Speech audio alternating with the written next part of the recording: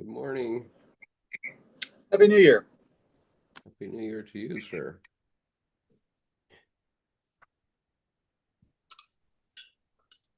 I'm going to tell you about a new discovery of mine. Nice.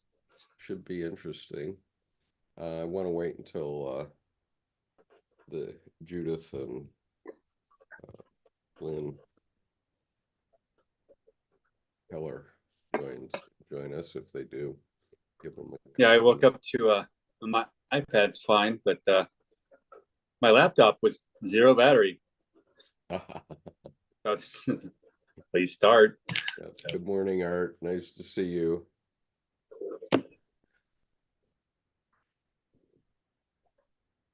So I'm sorry, what happened about the batteries?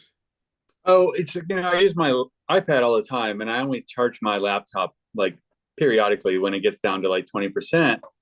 Well, yesterday I'm using it as 30, 37 something, and I look up and yeah, I'll do that tomorrow. It must have just gone overnight and just washed itself. I woke up and it's like, I say, why is the screen black? Why doesn't this button work? So you're still in that liminal place of, hey, right. Oh well. Okay. And you get coffee and Happy New Year. Your beard is looking nice now. Thank you. I approve of this beard. Thank you. I'm haven't shaved down here because I don't know if I want like some more shape thing. And if so, I don't, it can't be just a flag. It's got to have this back in too. But the more I've done this and it's gotten to here, I'm like, I don't know. This might be enough. I think it is enough. Personally, I like it just as it is. Thank you very much. Just for the record. Thank you. I'll put that mark down. And our YouTube audience is welcome to make comments about your beard in the chat.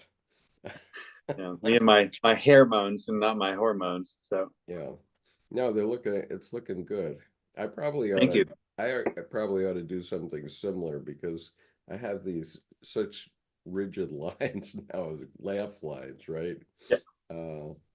That well, it's okay because I'm smiling most of the time, I think. A friend of mine actually has similar kind of jaw, the big laugh lines there, and he calls them antique smiles. So well, it is something like that. And we're starting to get some people online here. I hope our regulars have seen that we're still using the same coordinates that we have always used for this year for the Sunday session. It's the Wednesday session that we're changing coordinates on, and that's only because I forgot to re-up them, and I don't know why our images on YouTube, I guess they just put it out very poor quality to begin with because they look kind of blurry almost. Do they? And good morning, Sherry. Nice to see you. So anyway, okay. I'll save the show and tell for a little bit. Or maybe I won't. I might do 2 show and tells because I want to talk a little bit about what happened over the holiday with my artistic endeavor. And let's see, did this get over? No, it did not. But what I can do is show you. Just see, I need to put my cell phone on the same Wi-Fi, which it is, so it should be fine. It just hasn't transferred yet. And so okay. All right. So what I'll do is I'll show you the piece that I finished because what I what I had done before, I think I had shown this group, and and so I think this is what I showed before. And what I'm doing here is I am um, using the unconscious for everything. In other words, every line that's in there is um, based on what my unconscious told me to do, and with the exception that my mark has certain rules that I'm not going to tell people about. But if you did, if you looked at my work in the future, you will be able to tell it's mine with no doubt. And so anyway, I decided instead of using pen, which I found the ink too intrusive, I decided to use the lightest watercolor I had, which was a light orange. And with that, I drew my base lines first in a doodle. And then uh, I filled it in with color again, using my unconscious to tell me where to put where to put color and what color to use. So the final piece now, which I'll show you, is here, and this came entirely from the unconscious, and uh, it ultimately I called it life. And so you can see down in the lower right corner here, I signed it and put the word life here in quotation marks. But the reason I did is that this is just filled with faces and different uh, different creatures. And so, for example, I'll just increase the size of it here. Here I'm seeing a baby dragon and blood flowing out of its mouth. And over here, let's see, where is it? Okay, okay, over here I see a man's face with the eyes here and the nose here. But if you look the other way, there's another man's face in it with the eyes here and an open mouth. Um, and so if you examine this piece, um, there are a huge number of faces. Like here's a face of a creature, um, and here's a bird that's eating a worm, uh, and here's the original toucan that I saw that was in the other. You know, I had colored it in already because I had seen it already, and this guy, if you turn him on his side, I'm not going to do it because I have to go 3 hits. Uh, if you lean your head to the left, you can see that there's another toucan here with this being his beak. And here It's is this bird that's holding on to a branch, kind of. it's interesting that you saw that first because that's the first thing I saw, except instead of the toucan, I saw a triggerfish looking left with the eye and the little beak fish, Here. golden triggerfish with the big eye looking to the left. So the head of Okay. the Okay. So here he is still, yeah. and here's the bird still, but there are so many more faces in here, and I came up with a quote from Marie-Louise von Franz, which apparently hasn't transferred over yet uh, onto my computer. I don't think. No, not yet. But the quote is, "We are alive when we feel alive, and what makes us feel alive is the contact with that flow of the unconscious psyche. that's why dreams are so important.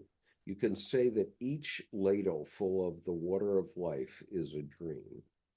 And that's from The Way of the Dream by Marie-Louise von France. And so um, the significance of this then is that, bring that back up. Oops.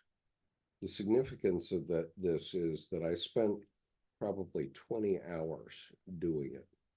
And I don't know what I'm doing here. Let's stop the share for a moment until I can get myself under control. But the significance of it, here we go. Okay, now these things have transferred over. And so I will share them. So here's Marie-Louise von France's statement. And what I've found is that I spent about 20 hours doing this piece.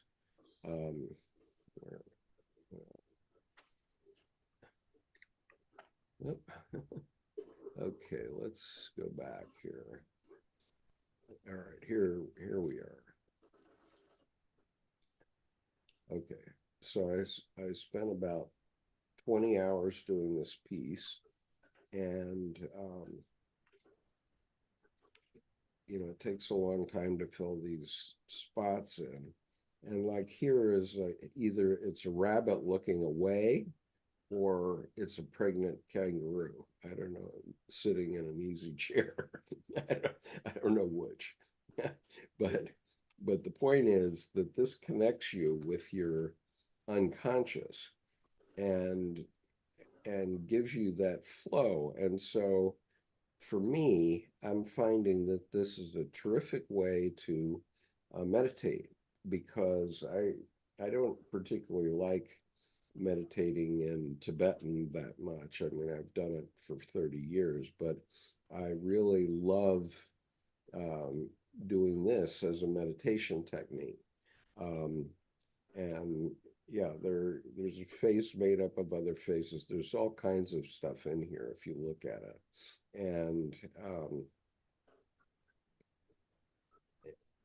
And so then I found wait a minute, go back, skip. Okay, so then I ordered some new paints and I got new colors. And what happened was they came through fluorescent. And so you can see how the fluorescent picked up in the gold in the creative wellspring. And here you can see the gold up in the the mission area. And so that got me thinking as I was doing this, and this is as far as this piece has been taken so far. I was working on it this morning, but I wanted to show it to you because it has the new paints that I got have this fluorescent gold and fluorescence in several of the colors, which you can see from various angles from the camera. And it got me thinking about Tom Swift and the City of Gold, which is a book my mother read to us when I was in the 5th grade. The reason I know I was in the 5th grade is I know where I was when she read the book to me. And the book was a book that my father had when he was a young boy. So in the early 20s, or in the 20s, mid 20s maybe. And his mother had read it to him. And I got to thinking about this book, which I haven't thought about in at least 60 years, probably. And suddenly my unconscious is presenting it as the City of Gold. And then I realized that the City of Gold is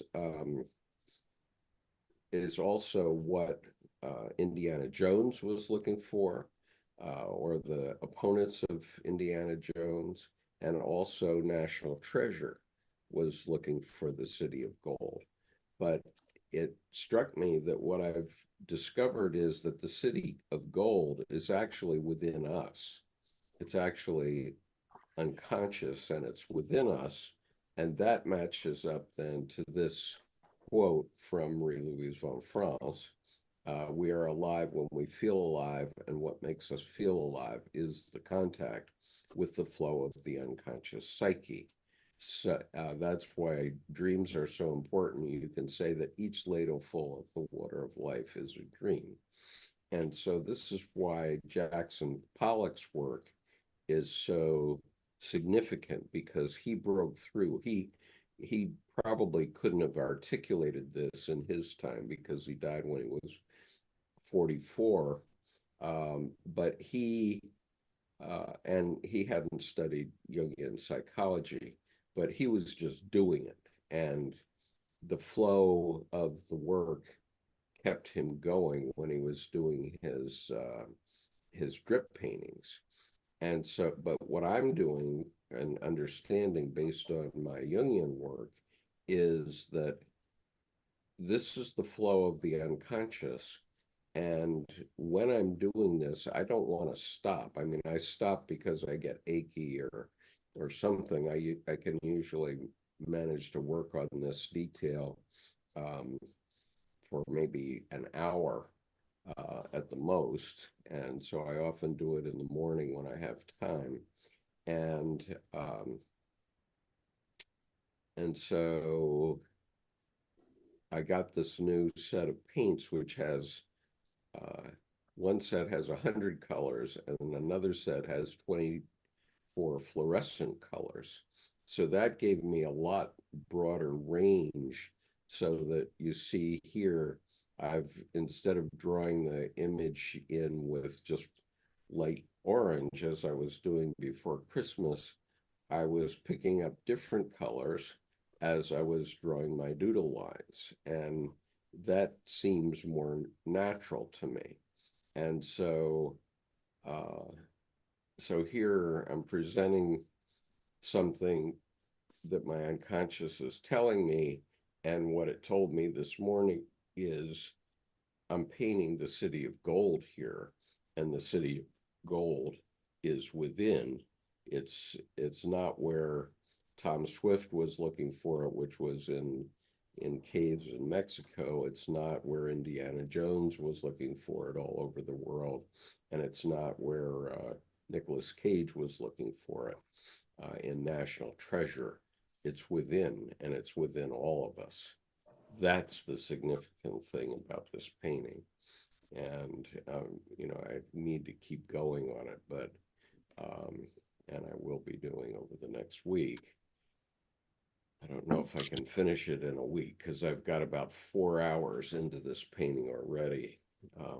So just to give you an order of magnitude, this is my meditation technique, and what's happening here is really quite something. I mean, from my perspective, it's really telling me something, and it's probably only me that can put it all together because of my love of Pollock's work and so on. But anyway, so that's where my mind has been going over the holidays.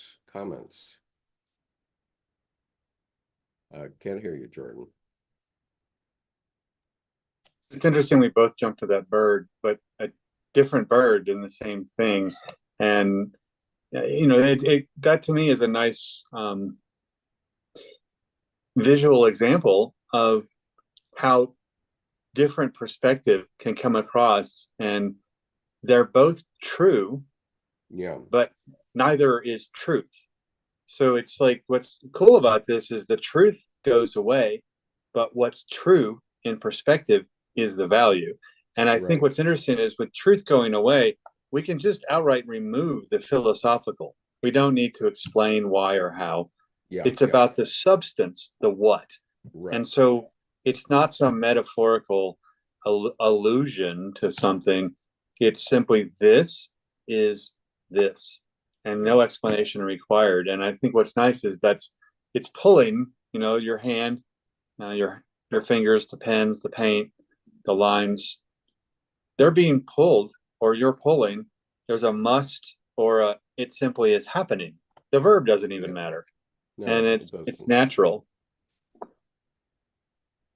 Right. And in one sense, of course, this is a snapshot of my unconscious at a given moment. But at another sense, it's a mirror. Okay. In other Right. words, you can never look at these paintings the same twice. You cannot do that, Right. um, because they're alive, and you're going to look at them differently every time. I mean, Whistler's mother is pretty much Whistler's mother every time you look at it, right? but uh, but uh, and most paintings are that way. But um, here, uh, this is a mirror where, okay, it's a snapshot of my unconscious, but it's also a mirror on your unconscious, and you're going to see different things in this painting every single time you look at it, regardless of what I call it. It's interesting you bring up Whistler's mother because I haven't seen Whistler's mother in person, but on paintings that are that much of a hi, I'm a photographer painter. I'm Mm-hmm. painting exactly what's there. Um, which there's a skill and a technique. I'm not going to say there's no ability and there's no creativity because there certainly is. But I always take a Victorian architectural review perspective on it, which is it's like a British country garden. There's this almost rigid, very refined, very clear, very specific architectural form, Yeah. except anything goes within it. The garden grows and all of that. So, Mm-hmm. with, say, Whistler's mother, again, I haven't seen that one in person, but with other similar Rembrandts, etc., where it looks like this is just painting a scene. What I'll do is I'll move over to the side to get glare across the surface Mm-hmm. and see what shapes are in the brushstrokes that you wouldn't see from a color perspective, but you get from the side when the light reflects and washes the painting out. And it's interesting then sometimes to see the shapes and forms, and the whole painting comes alive with the strokes on the Maturity. canvas. You have to have a certain amount of maturity in order to um, even evaluate it. Okay, I know when I was a younger man and I would go in the National Gallery of Art, and I wouldn't, I'd say, I'd go through the place and I'd see a Dolly or a Pollock, and I'd say, yeah, right. But Mm-hmm. now I look at it in a different way. And I know when I went to the Boston Museum of Art that one time, uh, part of the exhibit, it was modern artists, and part of the exhibit was Jasper Johns. And based on photographs, I never understood Jasper Johns. He was always painting the American flag. And I said, what in heck is he doing? I mean, why is Jasper Johns so popular? All he's doing is painting a picture of the American flag. But when you see it in person, up close, oh my God, he's put all kinds of little details in the American flag, Mm-hmm. which are indicative of our culture. And so a American flag painted by Jasper Johns could easily have 1,000 small images in it, and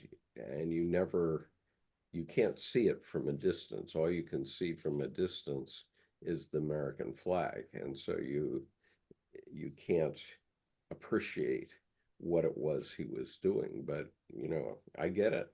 Once I saw it in person, and that was the day I got it on Pollock also, because that was the day I walked into the gallery with the Pollock number 31, drip painting number 31, and just broke down in tears. And I didn't know for 20 years what that was all about. And, finally, I get it. But what I'm saying here is, I think this is what I'm doing now is indicative of where we're going in the 21st century, which is to look within more and to understand what it is we're doing. Like Pollock broke through to the unconscious, but he did not know what he was doing. He just was being Pollock in the sense of I am nature.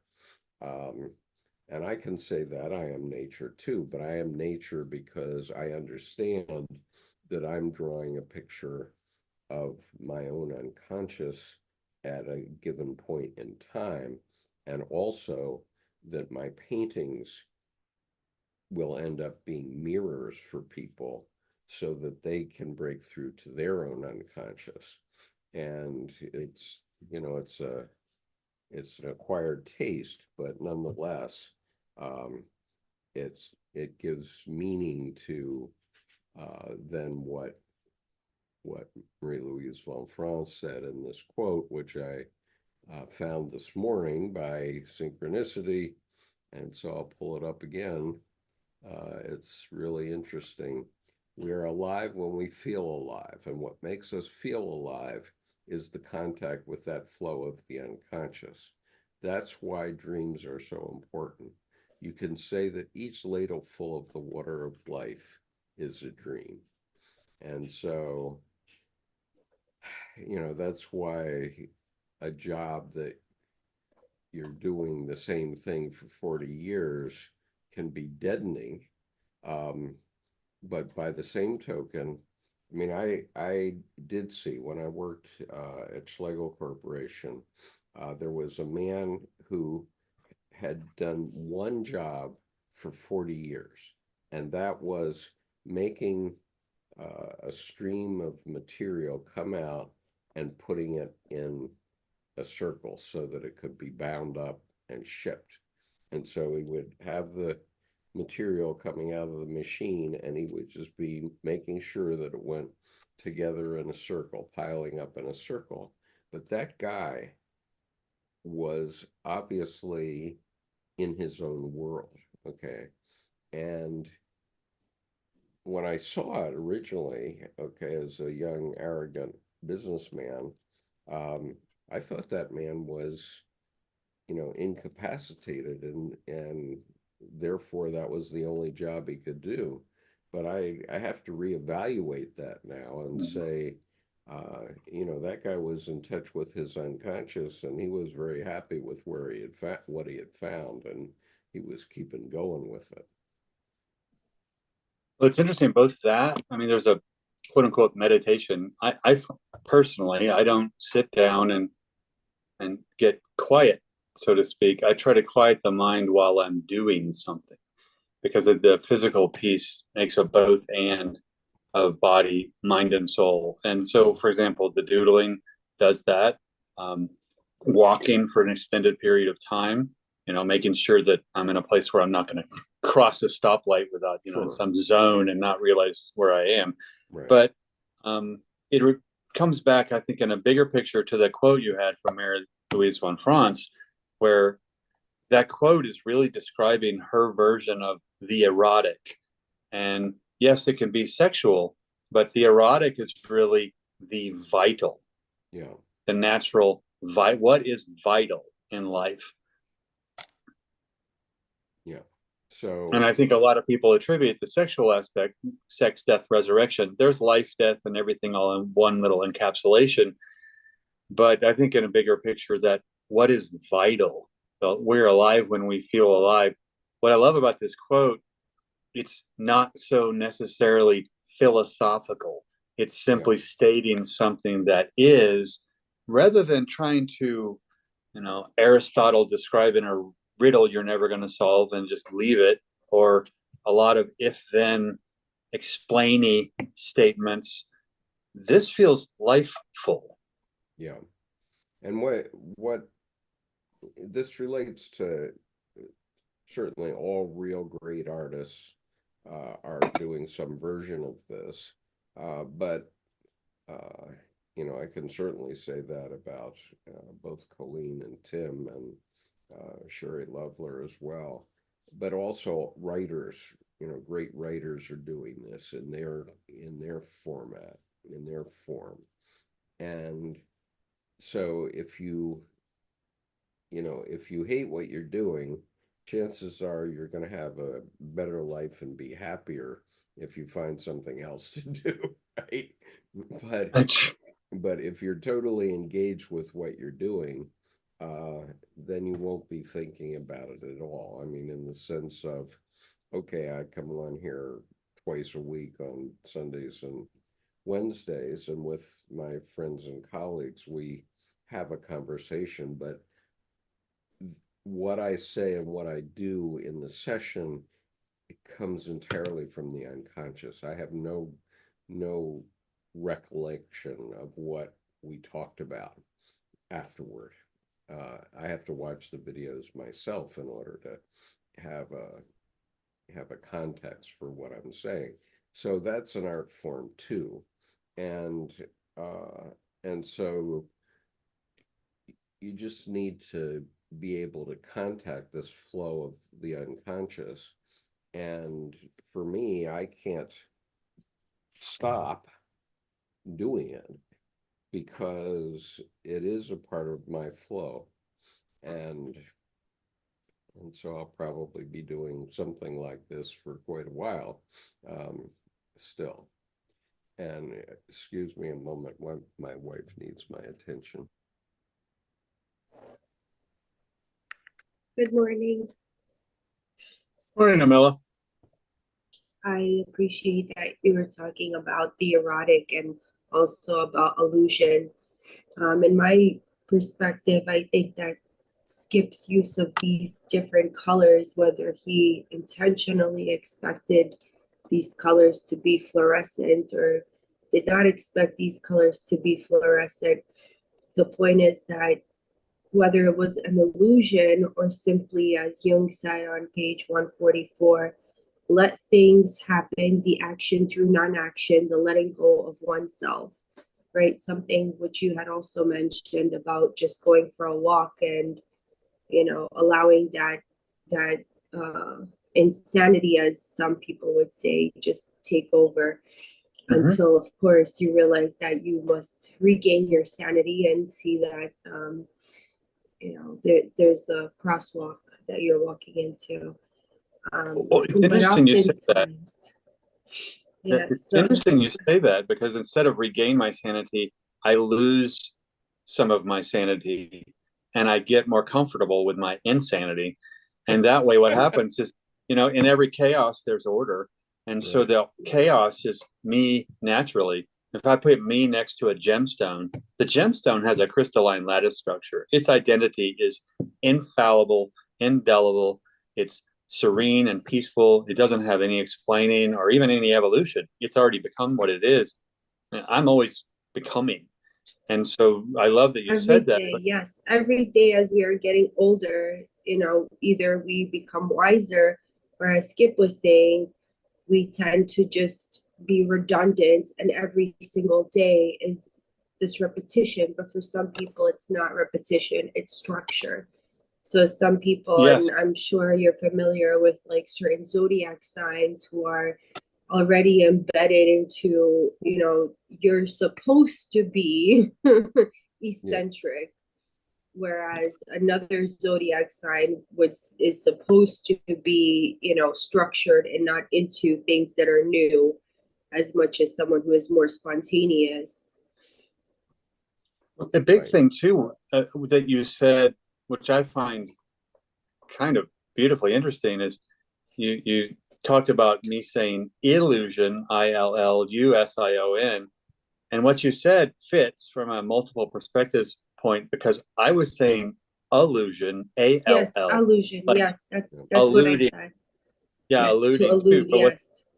what's funny about the word allude to, and illusion, deceptive or whatever else that's not real, they both can move in and out of one another.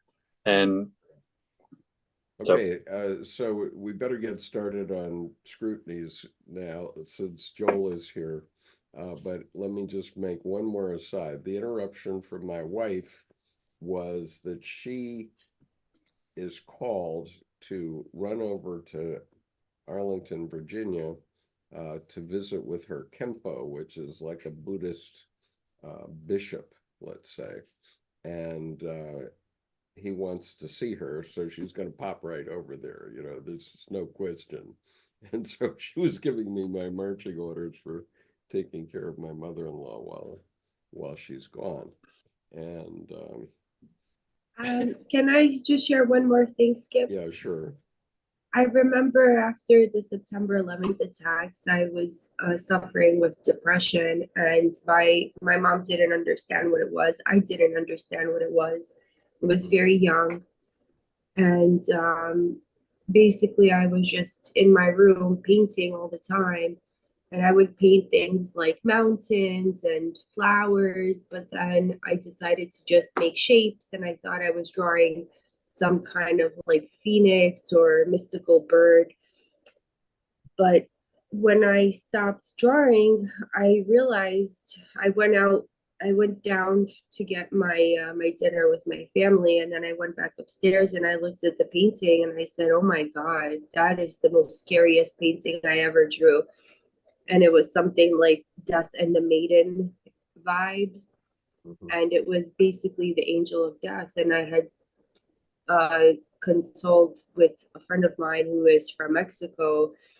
And I asked him, "What do you think it means?" And he said, "Well, a lot of people, they get confused and they think angel of death means that you're doomed, that you're going to die, that it's a death card or something. But actually, it just means that, something old will now pass and something new is coming to be."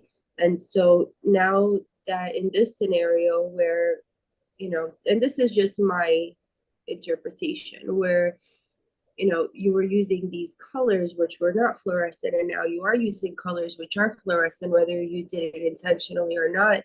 You open the door to this new sort of technique, this new place. And Yeah. so now you are here in the action of letting go through non-action, because you're just going with the flow and you're not interrupting your process by saying, "Well, wait a minute, I didn't want these freaking fluorescent paints." You actually used it and said, "Well, it is what it is," and Yeah. you worked with it. And it made me contact with a beautiful memory of mine from 70 years ago almost. And, which was my mother reading that story to me. And, I hadn't thought about that story probably in 60 years or maybe 55 years. And all of a sudden it just brought all those things together, Indiana Jones, National Treasure, and what is the City of Gold? Okay, and here I was painting it. So then I realized the City of Gold is here. Well, and also the whole theme of that City of Gold piece, if the gold is just also a synonym, you take the city of Zinj, Solomon's mines in the movie Congo, even. Well, it's about diamonds. But the thing is, what happens is there's intrinsic, inherent treasure within, and people find it going searching for it outside. They discover it within while they are, because they're intensely living. I mean, you go down the Amazon, the world's most dangerous river. Well, death is a possibility, and so is more life. So you're bringing stuff on. I mean, like the stupid guy who decided he was going to wrestle with an anaconda years and years back. Well, I think he was revived or something, but there's a certain lack of wits, and there's also a certain, I guess, beautiful craziness about doing things like that. And you just brought to mind the movie with Michael Douglas and who's the one? Another famous actress anyway, where they're going up the Nile or something like that, and they go out into the jungle, and she suddenly slips down the sluice of mud, and he's trying to go after her, and he ends up going down head first, and ends up with his face right between her legs.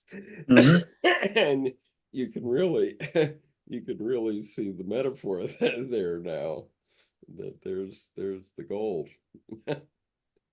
Well, that, and I think also what's interesting is there's the going overboard, and then there's your own natural intensity.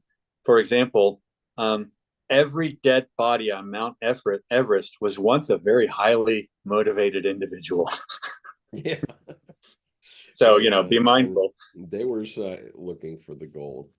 Uh, their personal goals. They thought it was on the top of Mount Everest, but it wasn't top. Well, maybe Yep. it was, because they found it, maybe, and that was that.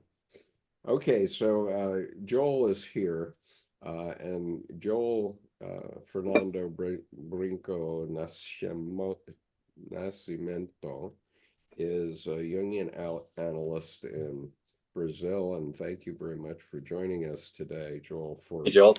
the beginning of the scrutinies. And so please do speak up if we're getting this wrong. Um, but I'm going to start to read scrutinies now, and this begins April 19th, 1914. So what happens is that there's a 2-month break in Jung's process, where, for whatever reason, he wasn't making notes in his black book during that period, or at least they haven't found their way into this version of the Red Book as presented to us um, by Sonia Chamdasani. And so, but he starts scrutinies. And as most of you know, I think, scrutinies contains the 7 sermons to the dead, but we aren't there yet. We have about 40 pages to go before we get into the 7 sermons. And so we're gonna go through it pedantically by reading it directly through until we get to the sermons. Um, and so that might happen in 2 or 3 weeks from now. But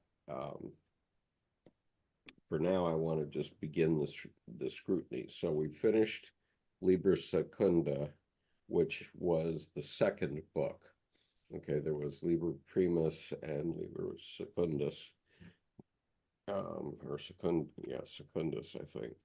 And those were the first and second books that contained Jung's flow from the unconscious. And mind you, he was a made psychiatrist at that time. He didn't know he was a psychologist yet, probably.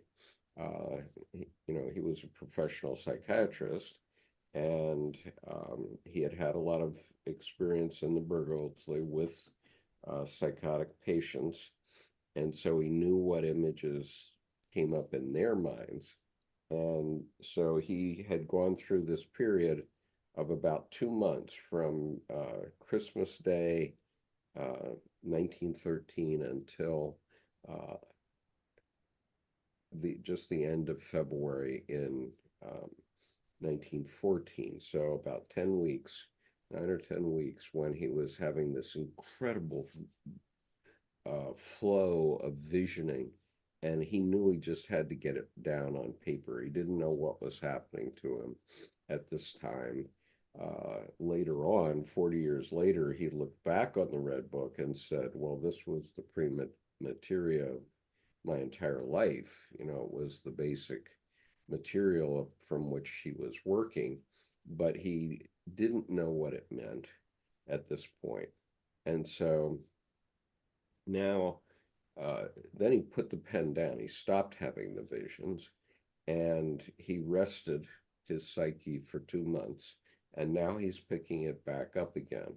And so that's the context in which we're reading the Scrutinies now. So please, this is important to understand that he had stopped, and we hear the answer to this in the very first two words of Scrutinies, which is, I resist.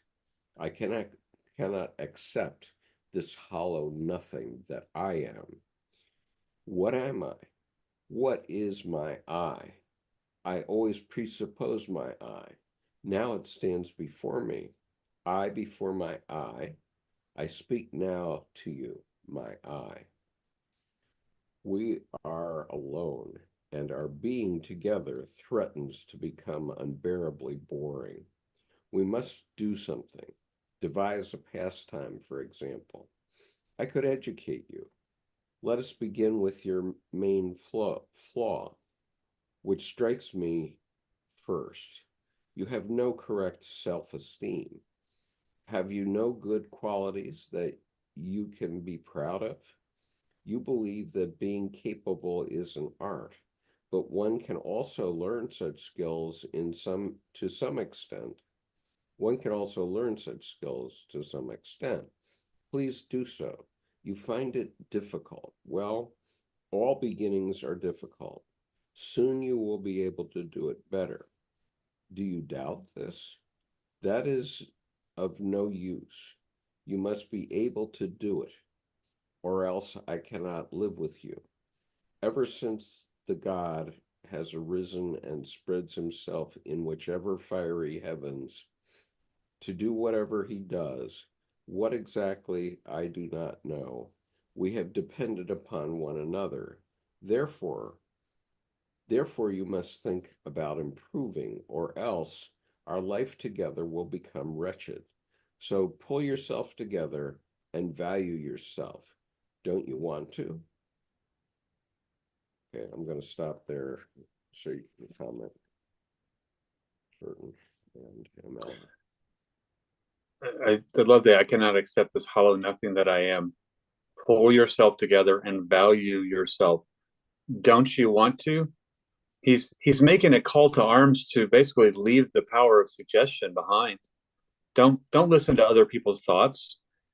Experience their thoughts, experience their perspective, but change with the erotic, the vital, with life, not by philosophy. I mean, so beware. I'd say put a big sign, beware of philosophy. I mean, it's just some dude or dudette, trying to force some idea. Why do I need your geometric proof with words? I'd rather the geometric proof with shapes. It seems to be a little more telling. But here, I think, lose the power of suggestion. I mean, do you doubt this? Well, that is of no use. You must be able to do it. And so there's the, live it rather than think it. And the thinking can be the heart of the matter, but the action is what's important. Right. And so he's gone through this 2-month period of reflection, and he realizes that there's not going to be a lot more right now, probably. I mean, those visions can't go on indefinitely. Probably he was, from a psychological point of view, quite spent by the time he got there. And it's the same thing with what I'm doing on the painting, which is right now, I'm going to see how far this goes, but I don't know how I'll feel about it 2 months from now. I only know where I am right now and what I want to see out of it. And there's the whole ask me again tomorrow. Ask me again tomorrow, because I will have changed. And right. What Alan Watts said, you have no responsibility to be the person you were even 5 minutes ago. So sometimes there's a big milestone in the moment, and I realized, wow, I'm in a whole new place in my life. And then sometimes it's just incremental and baseline's pretty much the same. Yeah. And my wife used to call me her kaleidoscope, because if you turn the kaleidoscope a little bit, all of a sudden I change, could shake. And so that's the interesting thing, that even though I've gone through a lot of changes in my lifetime, of course, and most of the changes that she was referring to happened long before I started to write about Jung. But one thing that hasn't changed and has stayed in the center of my search has been Carl Jung. Okay, and that has been true uh, for at least 33, 34 years at this point. And the building behind me, Bollingen, is still a mystery to me. I would love to see the images inside it, but then on another level, I don't want to see them because I want the mystery to remain. And I don't want to just have my mind try to rationalize what I see in there. Okay, because I, at some point there was an aha moment when I realized that all of philosophy is rationalism. It's all rational. It's just Mm-hmm. how some joker had explained something that's going on, all the way Yeah. back to Aristotle. Okay. Yeah. And what is philosophy? It is the love of wisdom. Okay. Philo meaning love, Sophie Yeah. referring to Sophia, which is wisdom. Okay. In the Bible. Okay. Proverbs 8, verses 12 through 32. Okay. And Well, your kaleidoscope comes to mind. I Sorry, love that. Jordan, Skip, I cannot really understand you. Would you mind hiring your volume? I'm sorry, Jordan. you can't hear me? I hear you, but it's very low compared to Jordan and I. Okay, let me, I want to see if I can figure out what's going on, because Art complained about this too. And so let me see what's going on here. Sound. I love that Deb said the kaleidoscope, because all the little inner pieces of glass that are interacting with each other as you turn the scope, the kaleidoscope, is a wonderful visual example of the psyche. Okay, does this help at all, Mela? I hear you better. I don't know if Okay. she's, but I Um, have the whole time, so it didn't change a whole lot. Just a, yeah. Let me. I mean, I've got the volume up on this mic now. Can you hear me better? Yeah, it's just about the same. It's a little bit better, but just about the same. Okay.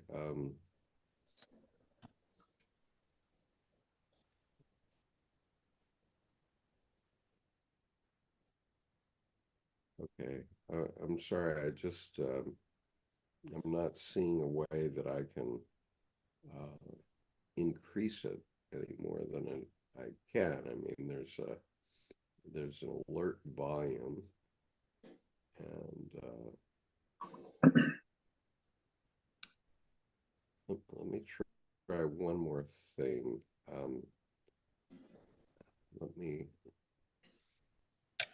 Let me see if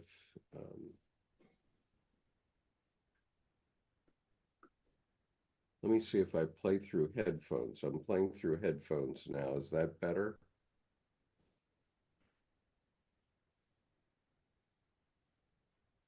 Okay. Amela, is that better? Can you hear me better now if I'm just playing through my headphones? I'll just listen through YouTube. Huh? No. Okay, try one different one. Okay, have It a might just be my device. okay, let me try a different one. I'm now playing sound through my webcam. Is that better? It's all right, Skip. I'm sorry. Mel, is that better? Okay. I have it on the YouTube. All right. I hear you fine on YouTube. Okay, so the sound is coming through on YouTube. All right. I'm sorry. I've got sound the volumes up as much as I can, and at least think that I'm doing it. Yeah, it hadn't changed at all throughout any of that. I mean, I've heard you okay the whole time, so I wonder Okay, if it it's didn't change at all. Okay. no for me, but if everybody else. So I'm using device audio, I think. So the last one you had though gave feedback. It's not giving feedback anymore. So Okay, yeah, all right, because I've gone back to my Yeti microphone. okay. And so when I do that, I have the computer mic going through this, which I don't use, so that I don't go crazy with two sources of sound.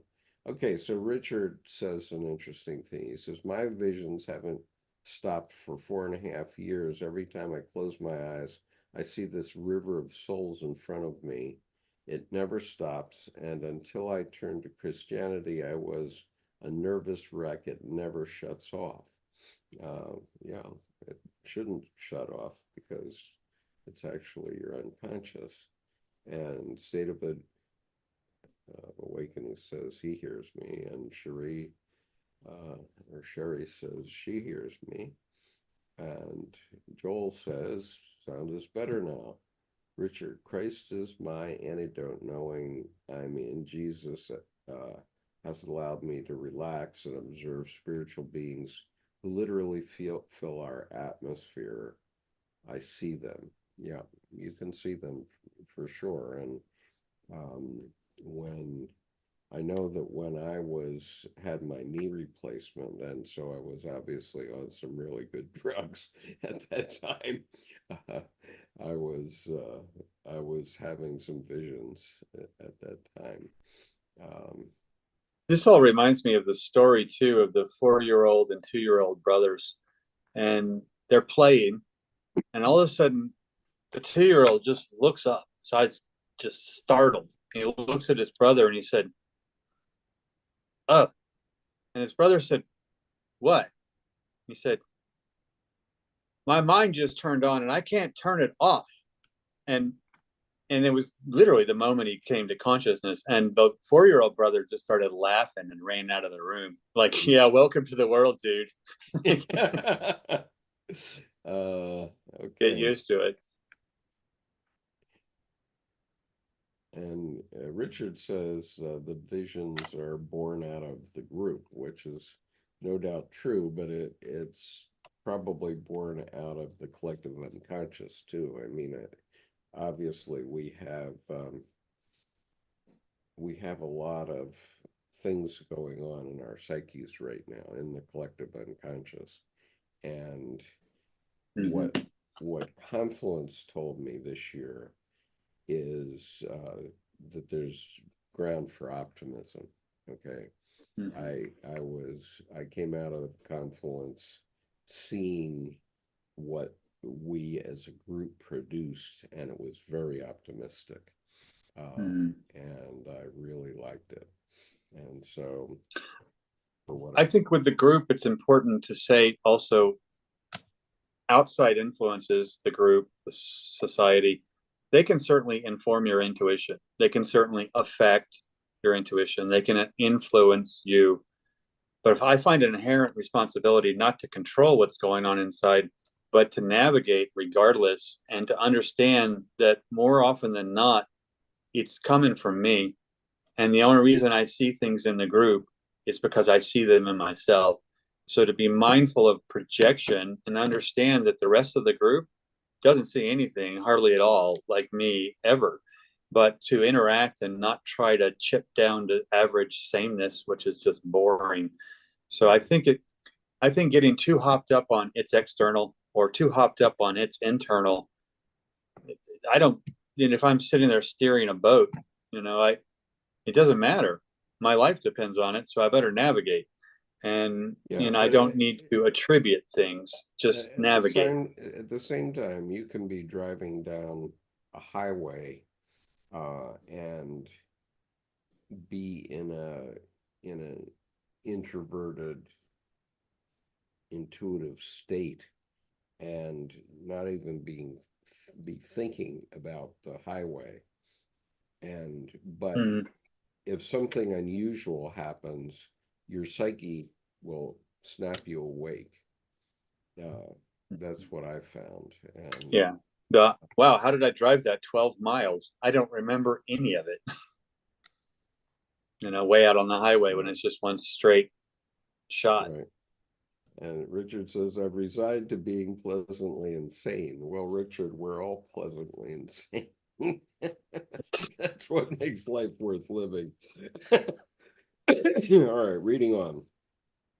Pitiful creature, I will torment you a bit if you do not make an effort. What are you moaning about? Perhaps the whip will help. Now that gets under your skin, doesn't it? Take that and that. What does it taste of? Of blood, presumably? Of the Middle Ages in Majorum Dei Gloriam, in the glory of God, I guess that is. Or wait a minute. He's translated. Mm, To the greater glory of God. This was a motto of the Jesuits.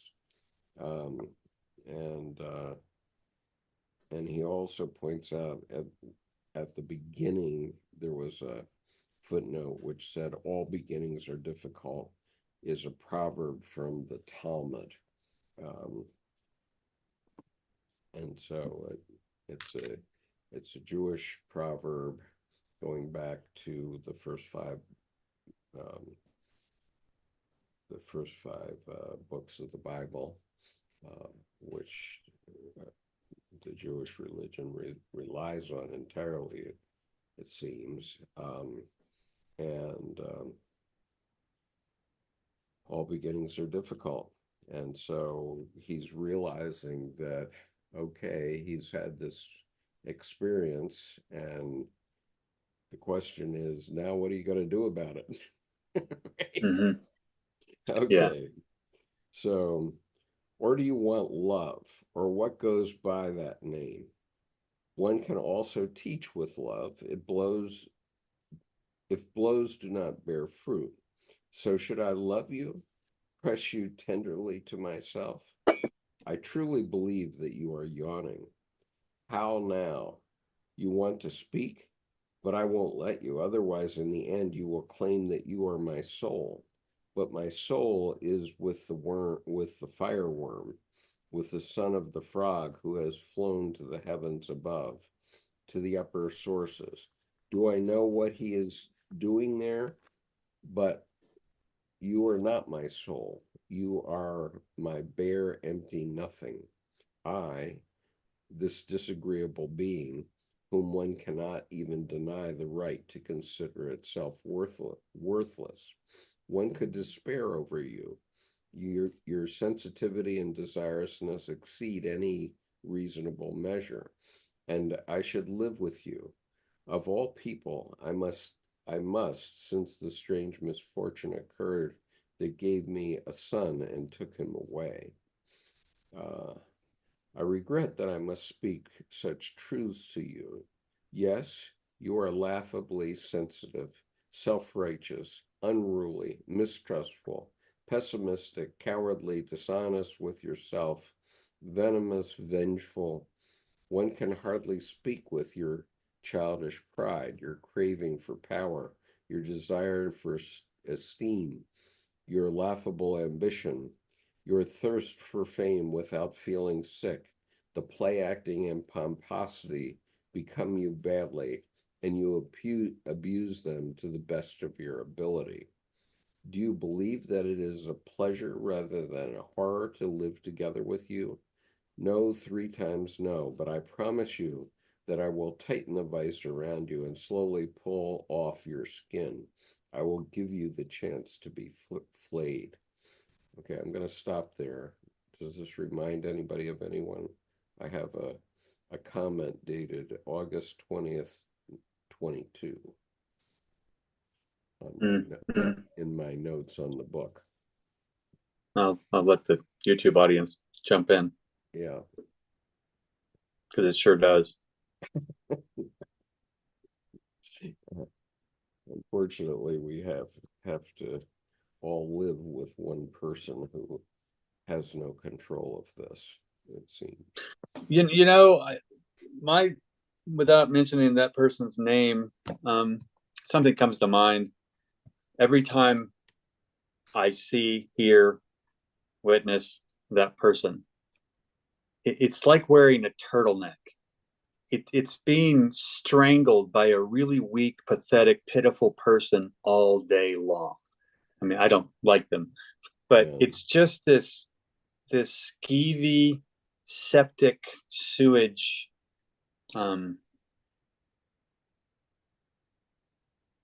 I don't know. I heard someone, a comedian, a Brazilian comedian, yesterday, and he said, he goes, Americans, you are so good at staging coups. Your coups are perfect. They're so well executed. I mean, you have one down here almost every year.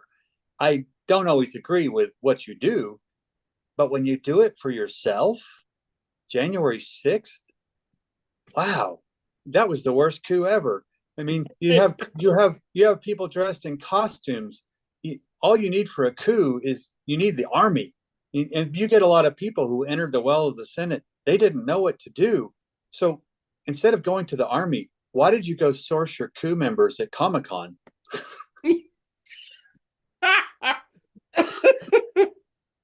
So I mean, it was beautiful. Yeah. Yeah, we can do it everywhere else, but when we do it with ourselves, we don't even know how to make a birthday party. Right. Much less. And I think everybody can look at the YouTube chat. I think Richard has got my drift correctly, but I do not speak the name. I will say that if you lowercase the first letter and you capitalize the second letter, it's more appropriate. Yeah, right. Okay. You of all people wanted to tell other people what to do? Come here. I will stitch a cloth of new skin onto you so that you can feel its effect.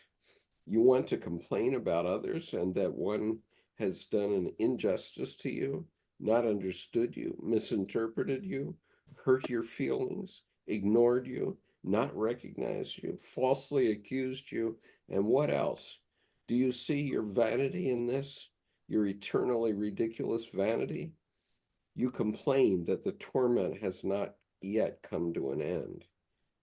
Let me tell you, it has only just begun. You have no patience and no seriousness. Only when it concerns your pleasure do you praise your patience. I will double the torment so that you learn patience. You find the pain unbearable, but there are other things that hurt even more, and you can inflict them on others with the greatest naivety and absolve yourself all unknowingly. But you will learn silence. For this I will pull out your tongue, with which you have ridiculed, blasphemed, and, even worse, joked. I will pin all your unjust and depraved words, one by one, to your body with needles so that you can feel how evil words stab. Do you admit that you also derive pleasure from this torment? I will increase this pleasure until you vomit with joy so that you know what taking pleasure in self-torment means. You rise against me? I am screwing the vice tighter, that's all. I will break your bones until there is no longer a trace of hardness there. For I want to get along with you. I must, damn you. You are my I, which I must carry around with me to the grave. Do you think that I want to have such foolishness around me all my life? If you were not my I would have torn you to pieces long ago. But I am damned to haul you through a purgatory so that you too will become somewhat acceptable. Okay. I think something I just noticed, all these questions, I mean, he's on a rant, or a rancher, as I would call, Right. to his inner self. But what's interesting is I just noticed a subtlety that I didn't notice before. He says, I truly, back up at the beginning, or towards the beginning, I truly believe that you are yawning. Now, most people will go, oh yeah, okay, it's boring. I don't want to hear this. You're going on at length. It's a monologue. Okay, that's one thing with yawning. But psychologically, yawning can be from I'm tired. Yawning can be from I'm not breathing enough, and your autonomic function is taking over to get more oxygen. But another way yawning comes across is it's the manual transmission of the psyche. Psychologically, it's a change of state. So sometimes, like when you're listening to somebody and you get tingles and then you yawn, what happens is you just got quieter, you're hearing them more deeply, and you listen more. So I think what's interesting, I believe that you're yawning. His inner self has been quiet this whole time. It hasn't chimed in. Now he's the author, so of course, that's a contraption, a tool. But at the same time, that he's going on at length at the inner self is quite interesting here. That the inner self is probably yawning and it's keeping up with him. Yep. Okay, so going on, you call on God for help. The dear old God has died, and it is good that way. Otherwise, he would have had pity on your repentant sinfulness and spared me the execution by granting mercy. You must know that neither a God of love nor a loving God has yet arisen, but instead a worm of fire crawled up, a magnificent, frightful entity that lets fire rain on the earth, producing lamentations. So cry to the God. He will burn you with fire for the forgiveness of your sins. Coil yourself and sweat blood. You have needed this cure for a long time. Yes, others always do wrong. And you? You are the innocent, the correct. You must defend your good right, and you have a good, loving God on your side, who always forgives sins with pity. Others must reach insight, not you, since you have a monopoly on all insight from the start and are always convinced that you are right. And so cry really loudly to your God. He will hear you and let fire fall on you. Have you not noticed that your God has become a fiery worm with a flat skull that crawls red hot on the earth? And there's a footnote here. References to this God in the following pages are not in the Black Book, in Black Book 5. Okay. And honestly, I think that God has become a fiery worm with a flat skull who crawls red hot on the earth. That's nature and magma and a volcano erupting, becoming lava to make new lands. So the living nature, or actually living earth, lava has all four elements. I mean, it creates condensate in the air, dries it, it manipulates water, it moves the earth, and it has minerals and metals and all kinds of everything that makes earth. Okay, you want it to be superior. It can also be a snake too. Yeah, that's but right. but what yeah, but what I really appreciate is because he does mention the snakes very frequently, is it seems like he's confronting his ego. And again, this is what I admire about the Red Book, because when I first started reading the book, it just scared the wits out of me, and now it's sort of making me wonder. It's probing into myself, as I'm trying to understand what he's talking about and trying to understand his dreams, and being here present with you all. I'm also beginning to understand it in my own way as well. How does this relate to my own ego and id and psyche and etc. But when it comes to Jung here in this particular few paragraphs, he's sort of, his soul is sort of mediating between his pride and his reputation with also his skill and his expertise, and it's all sort of coming together. But at the same time, he feels like he is sinning and he doesn't want to give in too much into his pride. But he is aware that he does have this talent, but he's attempting to not be sort of like how so many other talented people have been for throughout forever. For example, going back to politics, some political leaders who I don't want to mention, but there are so many political leaders who just never had enough, whether it's in the Assyrian kingdom, in the Greek, in the Roman Empire, in Germany, in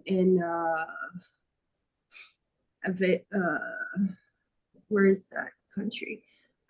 Just etc. South America, throughout history of civilization, people just never had enough.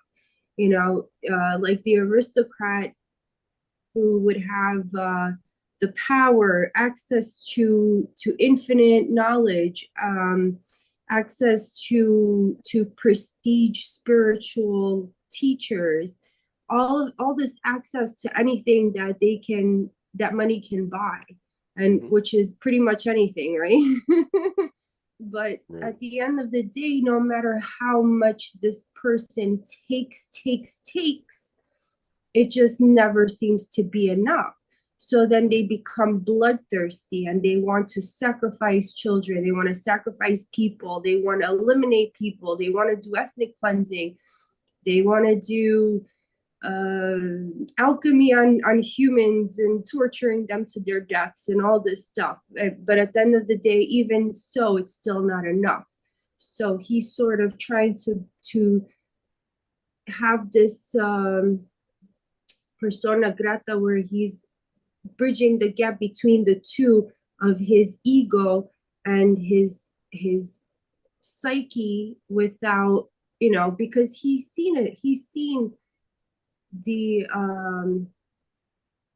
cost of leadership, the cost of power. So now he's sort of trying to, he's accepting that he is a sinner, but at the same time he's saying, I understand that, with great power comes great responsibility. So how do I, and his soul is telling him, well, listen, I'm gonna punish you, regardless. You're still a sinner. Even though you're not sinning, you're still sinning by not sinning. Basically that's what his soul is telling him, in my opinion. Yep, very good. Let me finish the last two paragraphs of this section. You wanted to be superior. How laughable. You were and are inferior. Who are you then? Scum that disgusts me. Are you perhaps somewhat powerless? I place you in a corner where you can remain lying until you come to your senses again. If you no longer feel anything, the procedure is of no use. After all, we must proceed skillfully. It really says a lot about you that one needs such barbaric means for your amendment. Your progress since the early Middle Ages appears to be minuscule. And then there's a footnote here. April 20th, 1914, on the same day, Jung resigned as president of the International Psychoanalytical Association. Okay, so the same day as C was writing the following piece. Did you feel dejected today, inferior, debased? Shall I tell you why? Your inordinate ambition is boundless. Your grounds are not focused on the good of the matter, but on your vanity. You do not work for humanity, but for your self-interest. You do not strive for the completion of the thing, but for the general recognition and safeguarding of your own advantage. I want to honor you with a prickly crown of iron. It has teeth inside that bore themselves into your flesh. And now we come to the vile swindle that you pursue with your cleverness. You speak skillfully and abuse your capability and discolor, tone down, strengthen, apportion light and shade, and loudly proclaim your honorableness and upright good faith.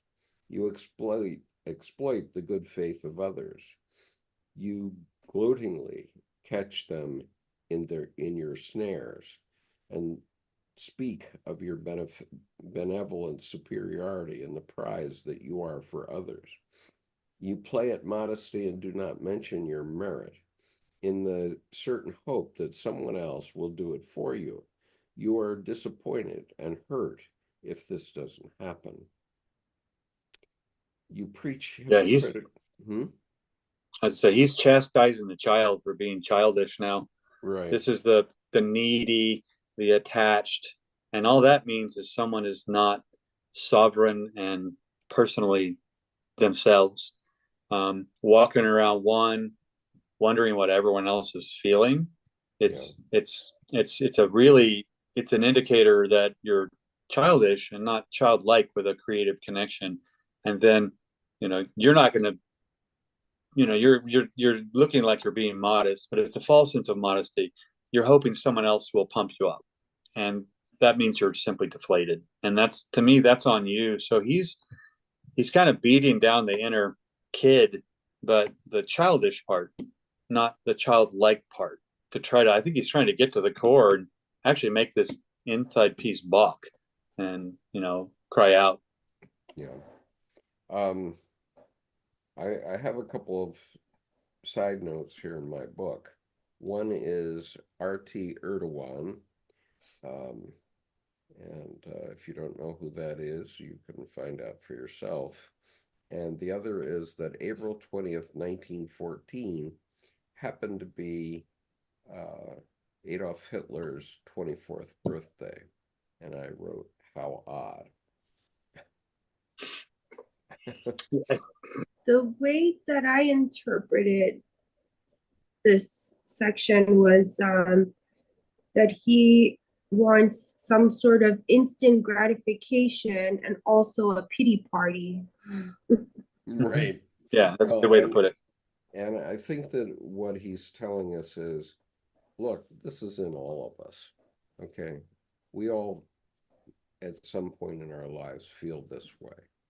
And this is, it's not why he wrote it down. He wrote it down because he didn't know what was happening at the time. He was just experiencing himself. But I think what Shamdasani is saying by including this is, hey, look, this is you. Here's the mirror. This is you. How do you like it? Well, completely. I think, and I love Amela, that's a really resonant piece with the pity party, because what he's saying, you are disappointed and hurt if this doesn't happen. That's pouting. That's, oh my, I'm relying on my state of mind being driven by what other people think. And that is completely unstable. And it's needy. And also it's handing over the power instead of, oh, thank you for your influence. I appreciate your perspective, but you stay with your way. So I think you're right that the pity party, you are disappointed if this doesn't happen. Well, he's saying you're pouting. So I think disappointment's fine with yourself, but when someone else, comes at you, Well, that's their perspective. Now, if you're wrong, I mean, might as well step up and own it. But you're saying a pity party, that's a perfect way to title that. Yeah, and I think it's sort of a combination of him, feeling sorry for himself as well because of the situation of the time that he's in. Mm-hmm. And he was sort of at his prime, and he was on his way to doing the things that he wanted to do. He had his whole life planned out for him, and then suddenly he's called into this leadership role into the military, and now he's dedicated his time there while also dedicating time to himself and to his work. And at the same time, he's also not trying to desensitize himself. He's feeling and accepting that this is just the rules of war. This is what it is. This is how wars are. And he has accepted that there isn't really much that he can do. You just, if you can't beat them, join them, right? That's what people say. Yeah. Or do as the Romans do, so whichever way you want to take it. But yeah, work for humanity, but for your self-interest, safeguarding of your own advantage. Yeah. And then you play at modesty and do not mention you're married in the certain hope that someone else will do it for you. You are disappointed, you are hurt, and why didn't this happen? So in a sense, he's also feeling self-pity while also, he's again juggling between the two realms of them and I. This is how I am perceived by them. This is how I perceive self. So he's doing a lot of heavy digging within and outside. And so, carrying on. There's an interesting exchange here.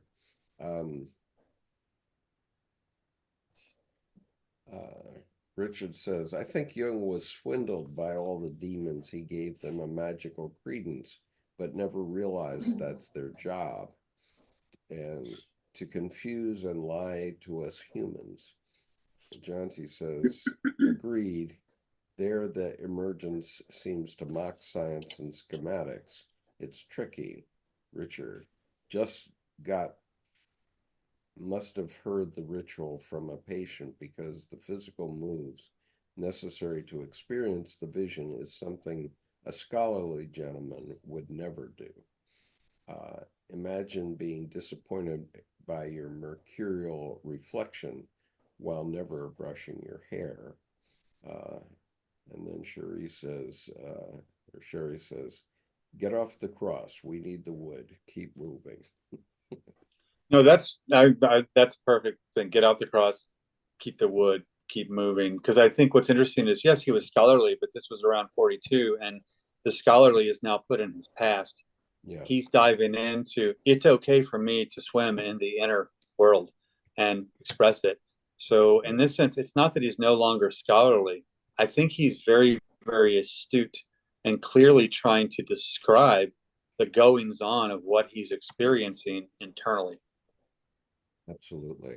That everybody he's omnipresent. Yeah, there you go. Yeah. Yep. All right.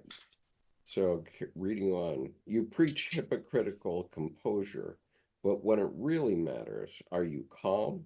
No, you lie. You consume yourself in rage, and your tongue speaks cold daggers, and you dream of revenge. You are gloating and resentful. You begrudge the other the sunshine, since you would like to assign it to those whom you favor because they favor you. You are envious of all well-being around you, and you impertinently assert the opposite. Inside yourself, you think unsparingly and coarsely only what always suits you. And with this, you feel yourself above humanity and not in the least responsible. But you are responsible to humanity in everything that you think, feel, and do. Do not pretend there is a difference between thinking and doing. You rely only on your undeserved advantage not to be compelled to say or do what you think and feel. But you are shameless in everything where no one sees you. If another said if another said that to you, you would be mortally offended, despite knowing that it is true. You want to reproach others for their failings, so that so that they better themselves. Yes, confess, you have bettered yourself. From where do you get the right to have opinions of others? What is your opinion about yourself, and what are your good grounds that support it? Your grounds are webs of lies covering a dirty corner. You judge others and charge them with what they should do. You do this because you have no order within yourself, because you are unclean. And then, how do you really think? It appears to me that you even think with men, regardless of their human dignity. You dare think of by means of them and use them as figures on your stage, as if they were how you conceive them. Have you ever considered that you thus commit a shameful act of power, as bad as that for which you condemn others, namely that they love their fellow men um, as they claim, but in reality exploit them in their to their own ends? Your sin flourishes in seclusion, but it is no less great, remorseless, and coarse. What is concealed in you, I will drag out into the light. Shame. I will drag out into the light, shameless one. I will crush your superiority under my feet. Do not speak to me about your love. What you call love oozes with self-interest and desirousness, but you speak about it with great words, and the greater your words are, the more pathetic your so-called love is. Never speak to me of your love, but keep your mouth shut. It lies. I think that last part about the love piece is making a call to arms to grow up, Yeah, because this is that troubadour romantic love that desires it's all self-interest. It's again back to, please tell me how great I am. Well, yeah, it's not even, honestly, it's amateur enough to not even be narcissistic yet. It doesn't even get to that point. It's just sitting there wallowing in this self-pity pool instead of stand up and wade through this. It could be torture, but it's reciprocality. There's an actual listening to someone else instead of trying to get them to tell you what you think you already don't know. That's it's monotonous, and it's a monologue. And I think he's kicking back against the monologue to get to the maturity piece of two that are working together as one, but they both have their own identities and they're both reciprocally in balance. So I think the word for me here with love that he's driving towards is not equal, but equanimity, mhm, balance, intense balance, like justice kind of balance. yeah. And And that's clarity of animal voice on each side.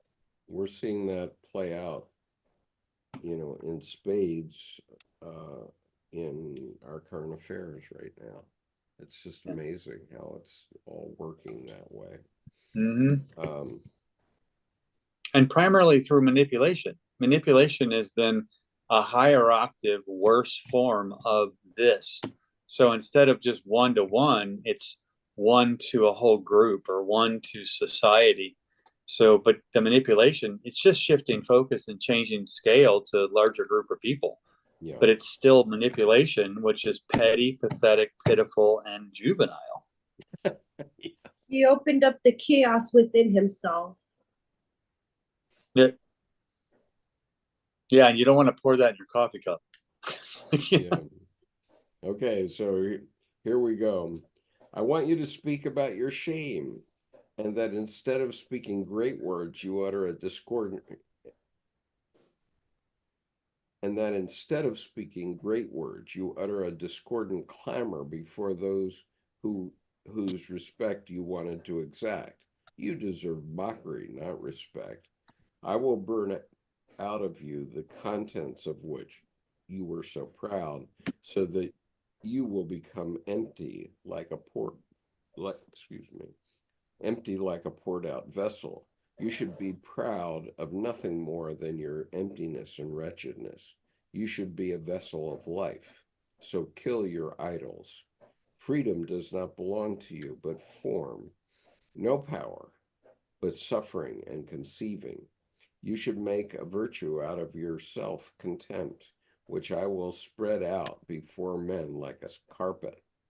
They should walk over it with dirty feet, and you should see to it that you are dirtier than all the feet that step on you. If I tame you, Yep, you froze. Your video froze.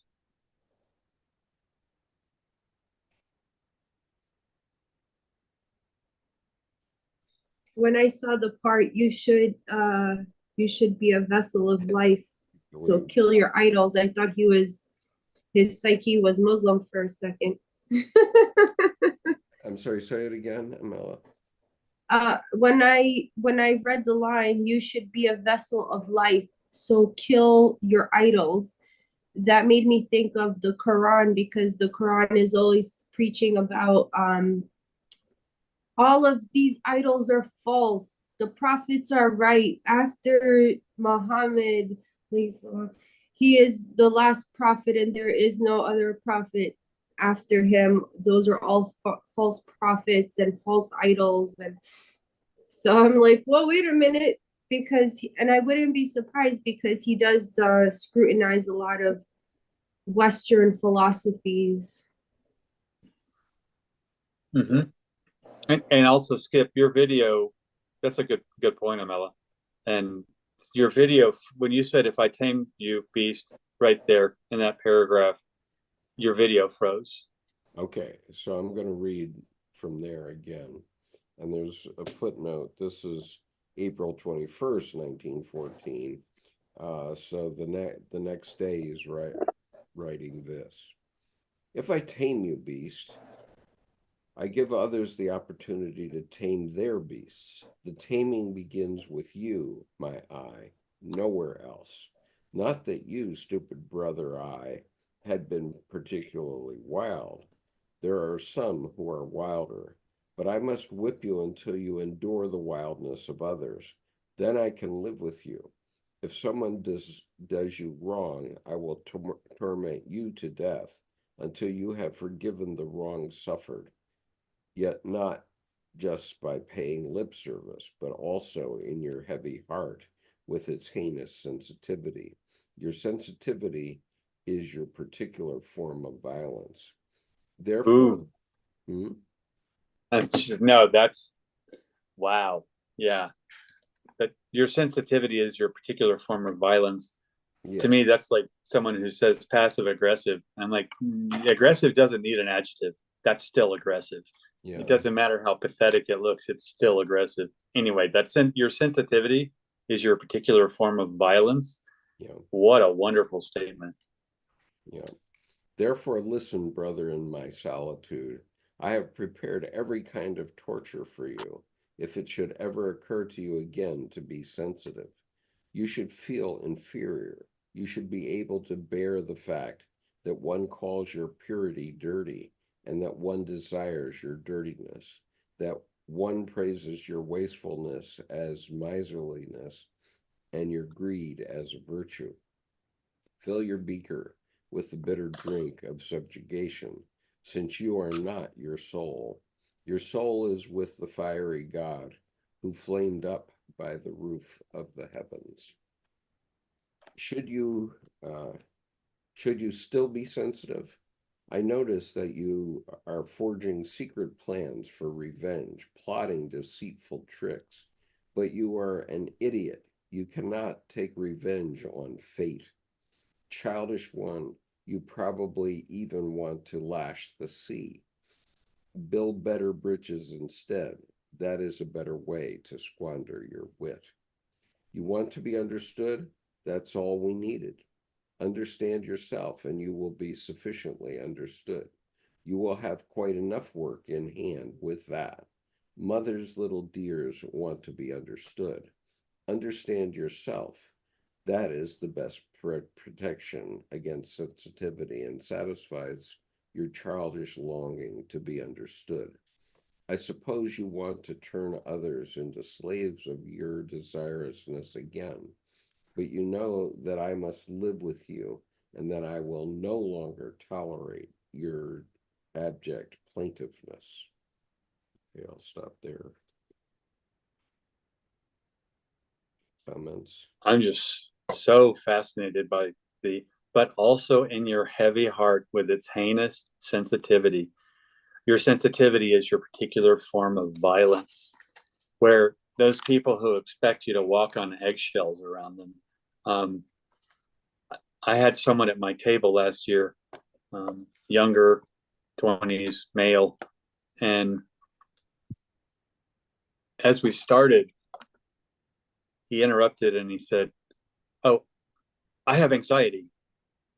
I said, "Okay, well, let's work on that." He goes, "No, no, no, I'm telling you that so you can work around it." And I said, "That's not the way life works."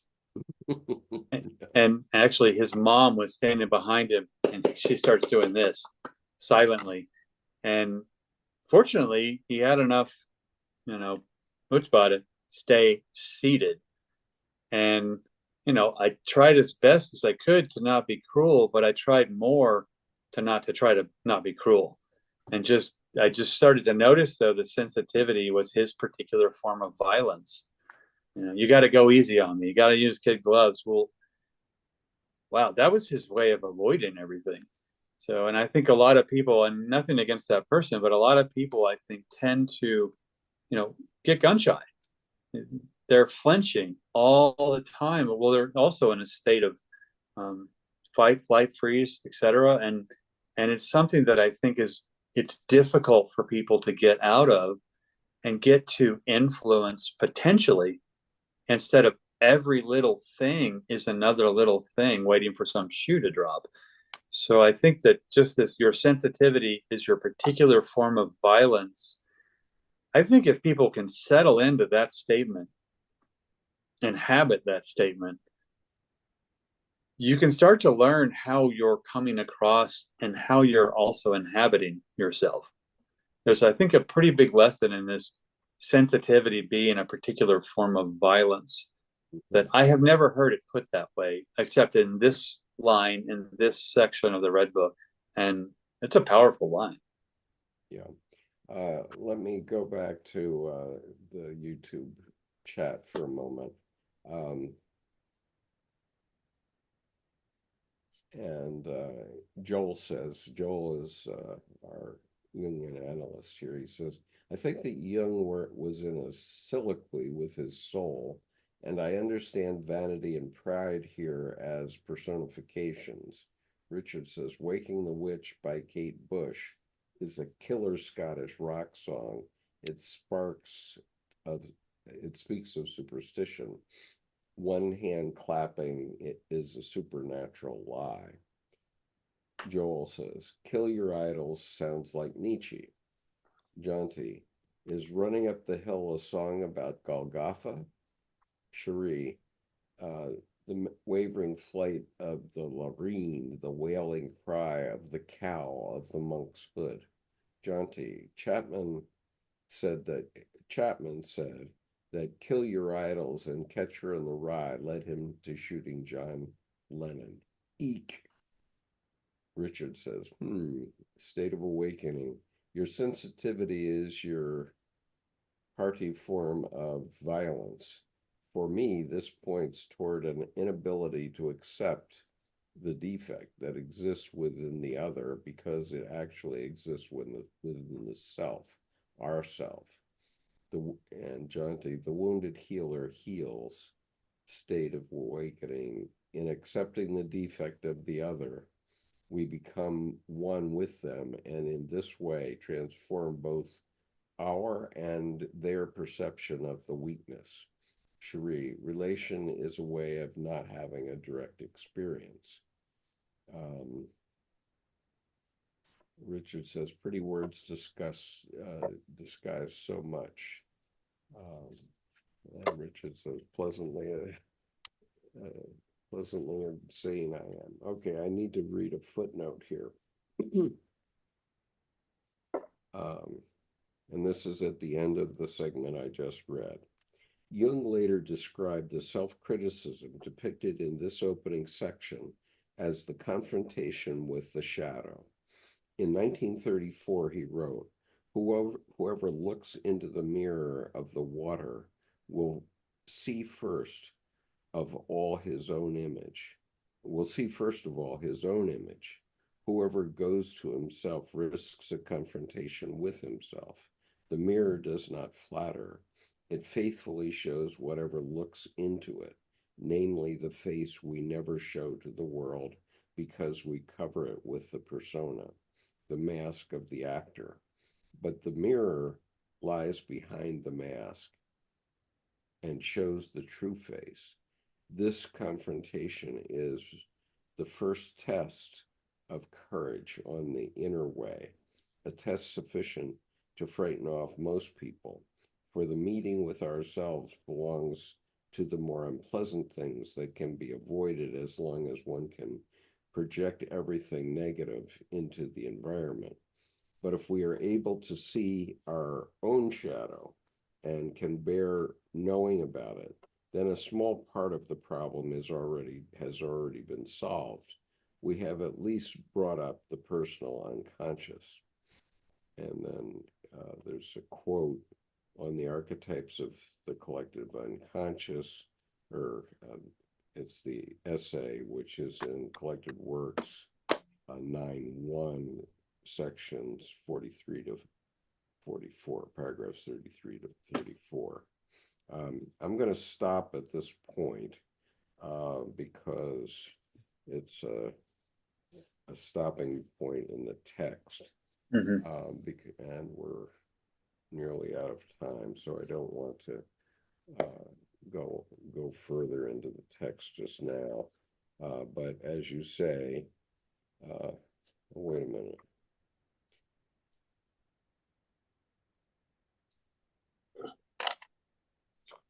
Okay, I'm going to read a little bit more because I had done this before in my reading.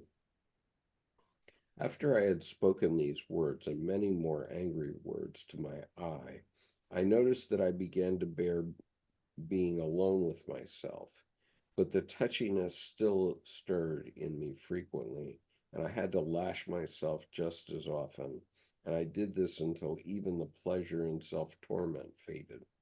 Then I heard a voice one night. It came from afar and was the voice of my soul. She spoke. How distant you are. I. Is that you, my soul? From which height and distance do you speak? Soul. I am above you. I am a world apart. I have become sun-like.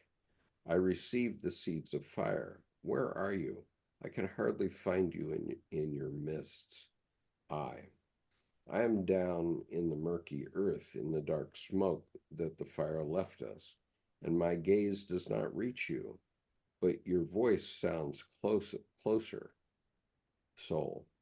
I feel it. The heaviness of the earth penetrates me. Damp cold enshrouds me. Gloomy memories of former pain overcome me. I. Do not lower yourself into the smoke and the darkness of the earth. I would like that which I am still working on to remain sun-like. Otherwise, I will lose the courage to live further down in the darkness of the earth. Let me just hear your voice. I will never want to see you in the flesh again. Say something. take it from the depths, from which fear perhaps flows to me. Soul, I cannot, since your creative source flows from there. You see me, you see my uncertainty. Soul, the uncertain way is the good way. Upon it lie possibilities. Be unwavering and create. Okay, so I'm going to stop at that point because now all this criticism of the shadow has allowed his soul to emerge, and I think that that's an important aspect of it. I'll come back to this next week. Yeah, and I think ending up there is actually a really excellent stopping point, because the uncertain way is the good way. Link that back to kill your idols, and rather yes, Nietzsche, and also somewhat, Amel's comment on Muslim. But I think what happens is kill your idols means take these shiny golden expectations of brightness that you've experienced, also known as blind spots. You're looking outside to these things that aren't you, that you admire. Cool. Continue to admire them, but leave them outside. Go inside into this dark morass of a mess and explore. And explore in the dark, explore in the messy, and find your own gold. I mean, go through the ore, sift through all this stuff, but the uncertainty, or the uncertain way, is the good way, and upon it lie possibilities. Be unwavering and create. Again, kill your idols instead of relying on what has come before. So I think there's an onus here to be creative, be alive, be vital your way. Yeah.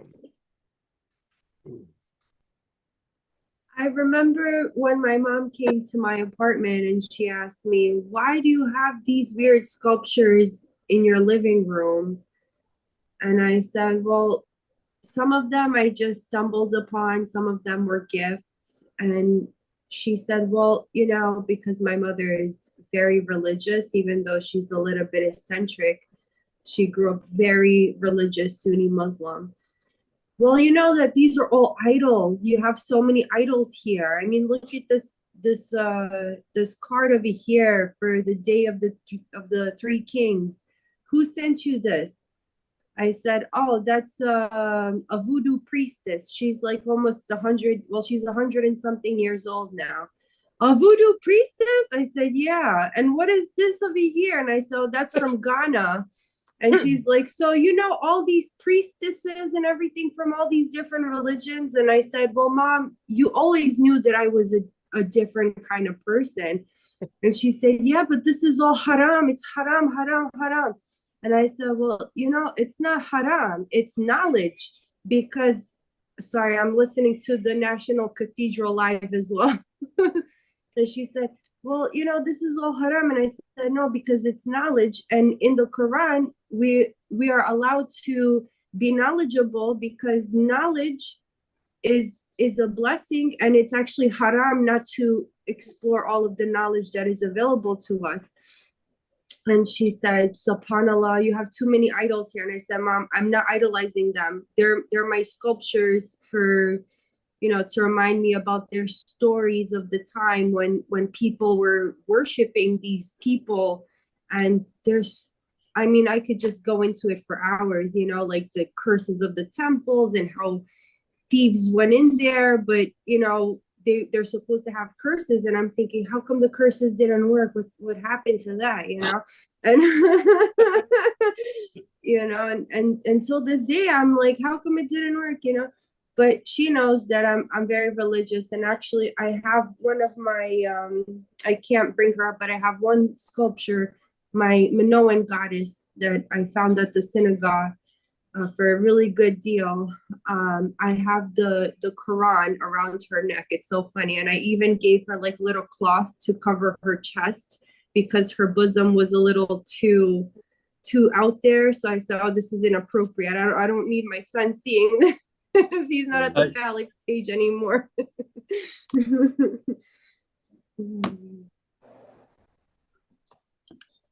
Well, it's good that you're not accepting the pushback. A lot of times people cow when there's family, and as if, because somehow you get reverted to the reversion, and it takes you to childhood. It's like, no, you guys have to catch up to me. I don't need to live back there. So that, you're like, no, mom, you always knew that. And she gets the yes, but you're not cutting or diluting yourself, And I think what you're saying is very significant, because all of our religions have forbidden information, information that you're not allowed to consider at all. And people in past generations were, and even current generations, are willing to go to war over these differences. And yet, if we stop being like this and turn around and look at one another and consider what everyone is saying, then we'll find that we aren't so different after all. And, we don't have to fight wars about it.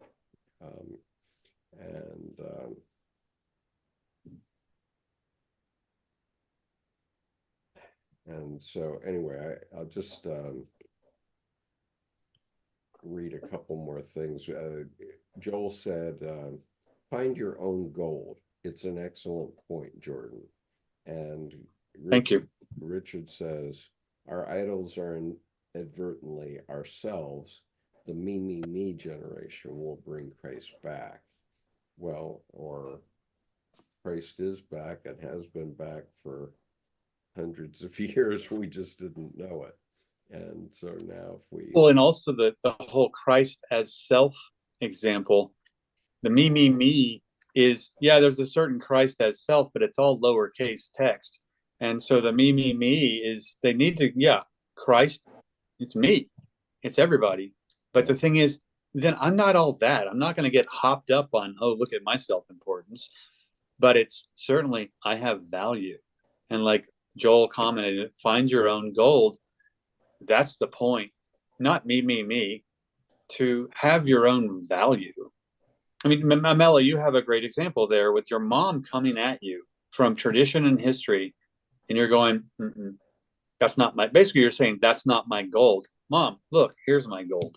And when you said to be reminiscent of the stories of those times when people worship, you're looking at sociology through those groups, through as much as possible their eyes, to learn why did these people do this? What were they doing? And that's true education. You're looking for what was their gold, but not to go steal it, to go, oh, I'm learning what other people do. Yeah. And also in respect to my ancestors as well, because we're not new people. We're from a very, very old house my mother's family is from a very, very old village that's probably as old as the Turkish trade, or even older than that. It's a very old village. And so nowadays for my mother, I'm just a Muslim girl. And then for everyone else, when they ask me, what's your religion? What's your belief? What's your denomination? I go somewhere between, oh, I'm a crusader, or Jerusalem. Because it's pretty much very, very similar. It's very, very, the three religions are so similar, and it's very redundant. I don't really see anything new in any of them, except for maybe a few things, like in the book of Enoch, being 300 years old. is just out there. I mean, 100 years old. Sure. My mother said that I was 40 the day I was born. And in many ways, I think that I was. Okay. I mean, people think of me as colossally liberal, but that's not true, really. I'm really quite conservative, not in our political spectrum, but I'm really quite conservative about a lot of things. And you know, how to help people understand that is you know, a conundrum of my life, I guess. But I don't think I have to come to an answer. Richard says, Skip, I'll be insane with you any day of the week. Nice.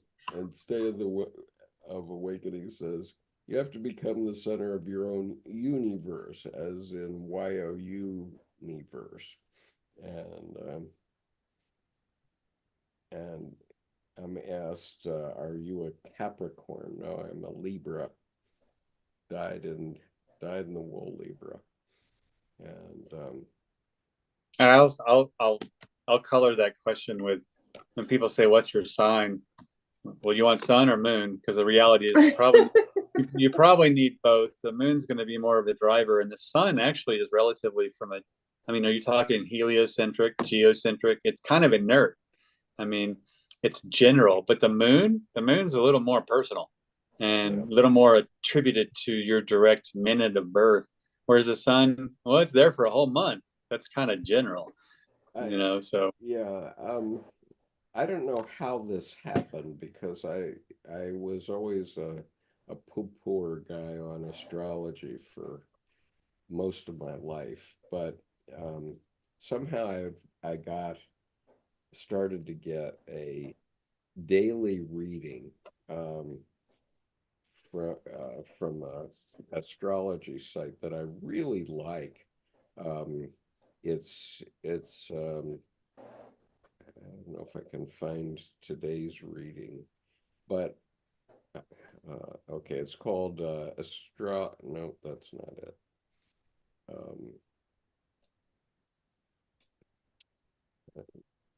And what I find is it hits the nail on the head nearly every day. I mean,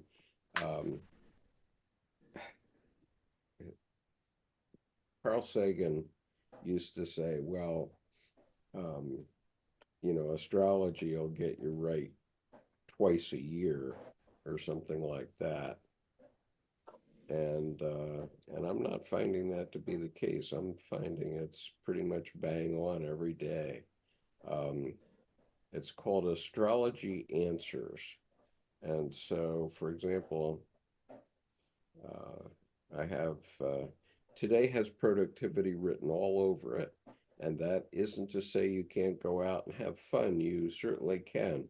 But if you want to use today's energy to your advantage, then the best thing you could do would be to put your nose to the grindstone and wait a minute, I have to get it up in a different form. Put your nose to the grindstone, see what magic you can manifest. The intuitive moon spends the day in Scorpio, and your grounded second house of earned income and material possessions. So regardless of what's already on your plate, you should be in the mood to get down to the basics. If you don't want to go all in, then how about laying the groundwork for projects and ideas you can implement in a few days once you're truly feeling the vibe? You're so brilliant, so make use of the brain in a way only your sign can possibly manage. Okay, well, I find nothing objectionable to that horoscope, and you know, and presumably that horoscope came to me because I'm a Libra, but I get complicated messages from this Astrology Answers every day, and they seem to hit me bang on almost every day. And What's interesting too is bringing up the second house. That's a house of personal value of your money, your assets, in contrast to the eighth house, other people's money, other people's values. And eighth is also sex, death, resurrection, where his first is self-nourishment. So our second is self-nourishment. So the fact that they're bringing in a house means they have your chart a little more than just, you're a Libra at least plus year, and the second house generational pieces. So that becomes more specific, because there was a lot of actionable, not nebulous, vague, can apply to everybody. I mean, there are a lot of things that were, good sense to everyone. But when she mentioned, or he mentioned, the second house, that there's a piece there that's directly attributing to your Libra and also the year generationally of that. So at least it's to you, not to every Libra on the planet. Yeah. So anyway, I had this awful experience yesterday. I've been studying for my praxis exam for social studies for my school certification. I actually have been certified in social studies since 1974 permanently. However, that's in New York and I live in Maryland, so I have to take this praxis exam. So over the last 3 or so weeks, I've been studying the workup book and all that stuff. And I said, okay, I'll take the praxis at home and everything. And they have a special browser you have to get in, and you have to do all this umpty-frat stuff to prove you're not cheating. And they proctor it, even though you're at home. And so I went through all the stuff. I had scheduled my test for yesterday at 10:10 in the morning, and 10:10 came and no proctor appeared. And so I gave it 5 minutes, and then I started to call their helpline, and I have to call it the no helpline, honestly. And one of the things they wanted me to do, and this is educational testing service, was turn over the base password for everything on my computer. And I freaked out when they asked me for that. That just cannot happen. You can't give somebody else your base password, or they can do all. Why would they ask for something like that? Well, he wanted the techie wanted to take over my computer to get help me get into the test. But of course, then if I did that during the test, he would have had 2.5 hours to do anything he wanted on my computer. And that's a scam. Yeah, I mean, that just is not on.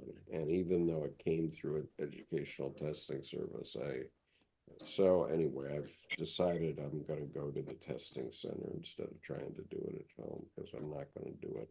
I'm never going to do that.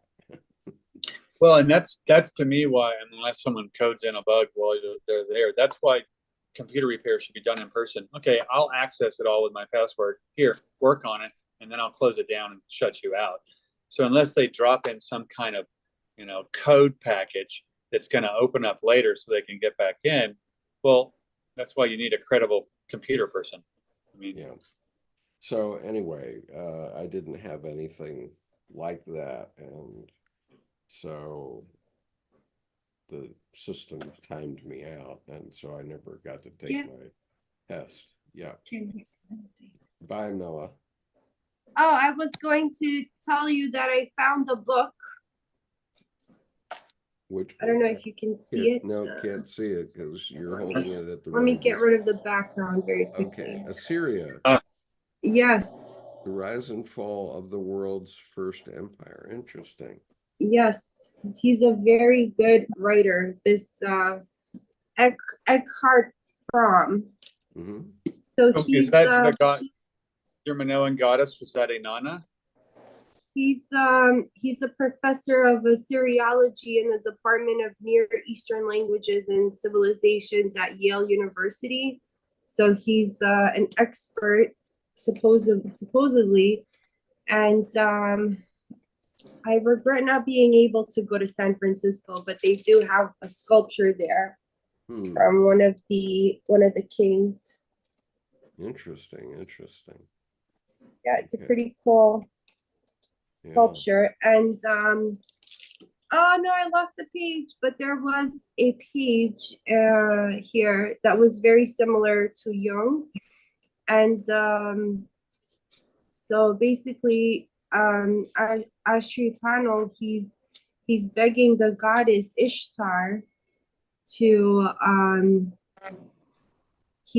he was begging her to grant him victory over the evil Elamite king, which the goddess swayed by his tearful entreaties, promises to do. Then during the night, a professional seer lay down and saw a dream. The goddess Ishtar, who resides in Arbela, came toward me. She had quivers hanging on her right and left, was holding a bow at her side, and was unsheathing a sharp sword ready to do battle. You, Ashurbanipal, stood before her, and she was speaking to you like a mother, saying, "You are looking forward to waging war, but I myself am about to set out towards my destination, the battlefield." You then say to her, "Wherever you go, O lady of ladies, let me go with you." She replied to you, "You shall stay in the place where you currently are, eat food, drink wine, make merry, and reverve my divinity. In the meantime, I will go and accomplish this task. Your face shall not become pale, your feet shall not tremble, you shall not wipe off your sweat. In thick of battle, she took you into her sweet embrace and protected your entire body. Fire flared up in front of her, and furiously she went off and advanced towards Tiumanin, the king of Elam." So it was like a divine epiphany that this professional seer had, and I'm just so happy that I found this book by this very qualified professor at Yale, and there's so much information in here. Yeah, so Joel, our resident Jungian analyst, has expressed interest in this book, and he asks you to say again who the author is. Yes, it's Eckart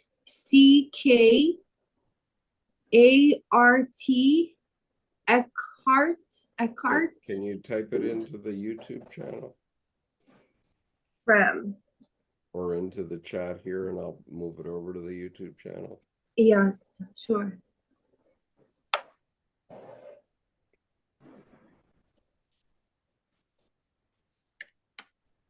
I apologize. I'm currently diagnosed with COVID.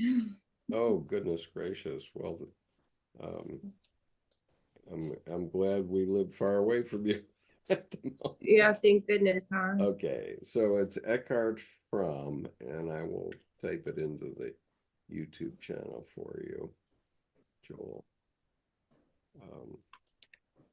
And then we're going to terminate this session. That is the author of Assyria, is the book. All right. Okay. So I'm going to say thank you to everybody for being here today. It's been a long session, and we'll continue with scrutinies next week. But here we've been seeing how kind of empty Jung felt and was dealing with his shadow at this time 2 months after he had these amazing visions that he had been having. And so anyway, peace everyone. We'll see.